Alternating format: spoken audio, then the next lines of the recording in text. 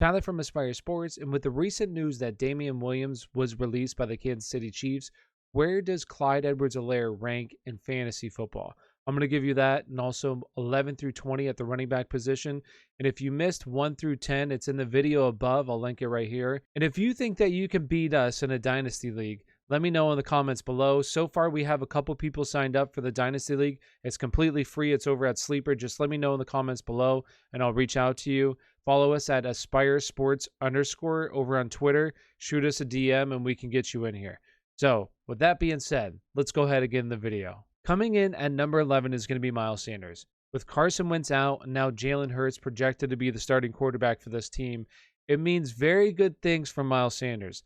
Last year, in the 3 games that Jalen Hurts fully played in, started, and finished in, Miles Sanders averaged 17.8 fantasy points per game, which would have been 5th best for running backs at the running back position for the full season, right behind Derrick Henry. It is a small sample size, but he did play on 81, 82, and 78% of the snaps in those 3 games.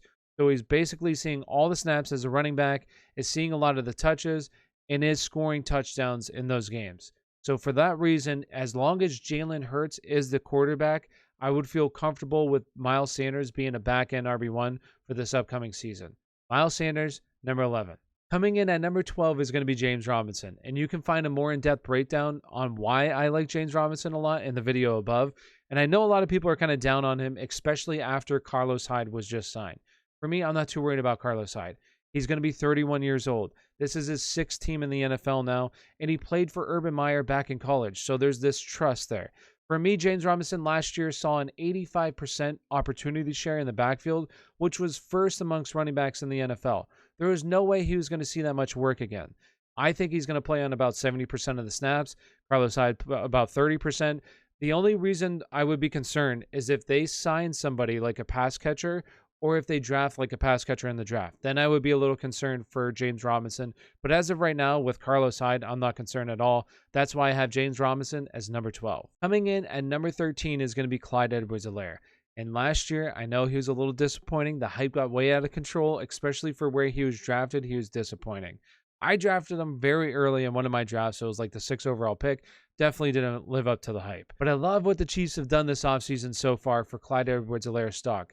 They released Damian Williams, who really, Clyde Edwards-Helaire has no competition so far in the backfield except Darrell Williams. And then they also signed 2 offensive linemen, Joe Thuney and Kyle Long, to contract. He plays on the best offense in the league. As we get closer to draft season, I think the hype is going to build for him again.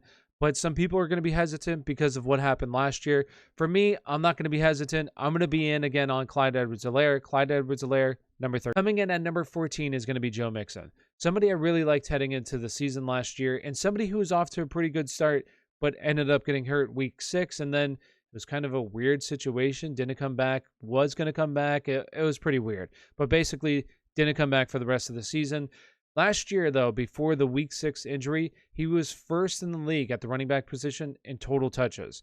He was 9th in scoring, so wasn't very efficient, but he was seeing plenty of opportunity there. I expect the same for next year. The only thing that kind of has me concerned is if Joe Burrow isn't ready for the start of the season. If Joe Burrow is ready for the start of the season, then yes, I do like Joe Mixon. If not, I'm going to move Joe Mixon down. It's going to depend on how many games Joe Burrow misses. So, coming in at number 14, Joe Mixon. Coming in at number 15 is going to be Antonio Gibson. Somebody who was very good last season, was basically a top 10 back, and then he got hurt week 13 against the Steelers, missed a couple games, came back. Somebody I really like heading into the season, especially with the offseason that the Washington football team is having right now. They signed Ryan Fitzpatrick, signed Curtis Samuel. This team, I believe, is going to be pretty good next year, and especially because that defense has already been good. Now the offense has gotten better. There's a couple of concerns. That's why he's not ranked higher for me right now. The first thing is J.D. McKissic eating into his workload, especially on the passing downs. J.D. McKissic is going to be back with this team next year, so it's going to limit his upside a little bit as well. Also, he was scoring on a ridiculous 1 in 15 carries last year. He had a rushing touchdown, which if you compare it to somebody like Derrick Henry, who led the league in rushing touchdowns, he scored at a 1 in 22 rate last year. So It's not sustainable. He's going to have to get more work to get those touchdowns up, and that's a large part of why he was a top 10 back last year.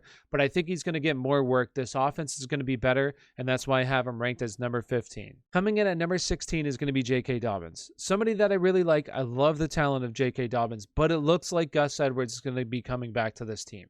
Now, if Gus Edwards does not come back, then I do like J.K. Dobbins a lot, and he will move up my draft board. But for right now, I'm assuming that Gus Edwards comes back, meaning that last year he looked like to be their goal line back, especially later in the season. And J.K. Dobbins, he was playing around 50% of the snaps. They were basically splitting snaps, but he was getting the goal line work. J.K. Dobbins more of the passing down work. Also, you have Lamar Jackson, who runs the football. He's going to see touches every single game, and he's a threat to score in the red zone, which is also going to limit his upside a little bit. So for those reasons, that's why I have J.K. Dobbins at number 16 with the possibility of moving up, but I really do love his talent. So J.K. Dobbins, 16. Coming in at number 17 is going to be Austin Ekeler. Somebody that I do feel like I'm a little bit too low on. In full point PPR leagues, he would definitely be higher, especially with Joe Lombardi as the offense coordinator now. He was the offense coordinator in Detroit back when Theo Riddick had 80 catches that season. So somebody in full point PPR that I think could be a really good play. Honestly, a borderline RB1 in full point PPR, but in like half point standard leagues, I would move him down a little bit just because he's not going to see a big workload. He has to be efficient. He's definitely going to see some catches, but has to be efficient. Last year wasn't their goal line back. I know it was a different coaching staff, but let's see if that happens for this upcoming season.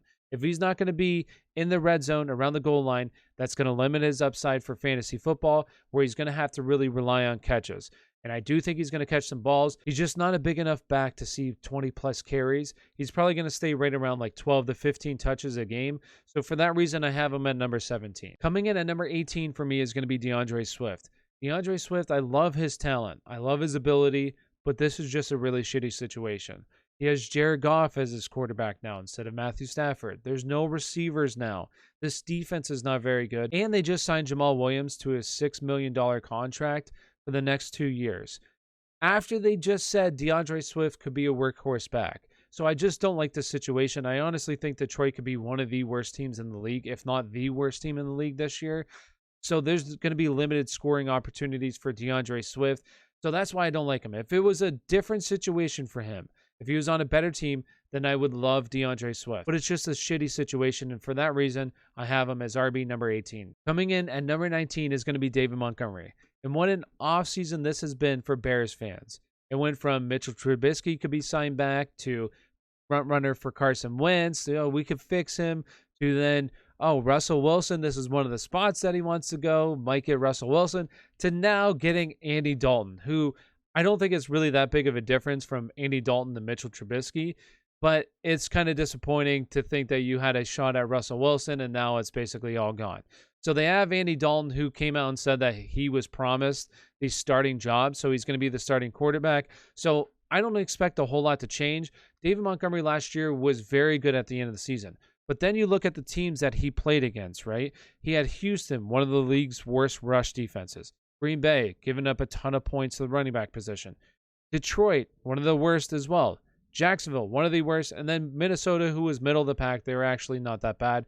But the rest of them were terrible. And you also have Tariq Cohen, who in the beginning of the season tore his ACL, who will be back now. So you are going to be limited a little bit in the receiving end for David Montgomery. So for those reasons, all the reasons, Andy Dalton, Tariq Cohen coming back, his breakout against bad teams last year. I like David Montgomery still as a top 20 back, but not much higher than that, like max 15. So David Montgomery for me, number 19. Coming in at number 20 for me is going to be Melvin Gordon. Josh Jacobs was going to be a top 20 back for me, but now with the recent news, honestly, he falls outside the top 20 with Kenyon Drake going there. I don't think Kenyon Drake's going there to play a Devontae Booker role. It's going to be more than that. You don't pay somebody like $7 million to basically ride the bench. No, I think he's going to have a bigger role. So for that reason, he's outside the top 20, and I'm going to put Melvin Gordon there after the recent news that Philip Lindsay is gone. Now, if something crazy happens where Philip Lindsay signs back with Denver, then no, I don't like Melvin Gordon here. But as long as Philip Lindsay's out, Melvin Gordon is a top 20 back for me.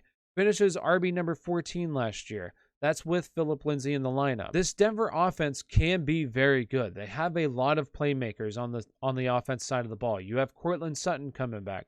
Jerry Jeudy's still young. Noah Fant, Melvin Gordon. It's all coming down to Drew Lock. Can Drew Lock take a big step forward? If he can, this offense honestly can be one of the better offenses in the NFL, but it all comes down to Drew Lock, and it is a big if because he hasn't been that good. But if he can, watch out because Denver is going to be a good offense. So that does it. That's the top 20. If you want to check out 1 through 10, that's listed up here above. Thank you for watching, and if you enjoy this content, make sure you hit that like and subscribe button. Really appreciate it. Thank you, and have a great day.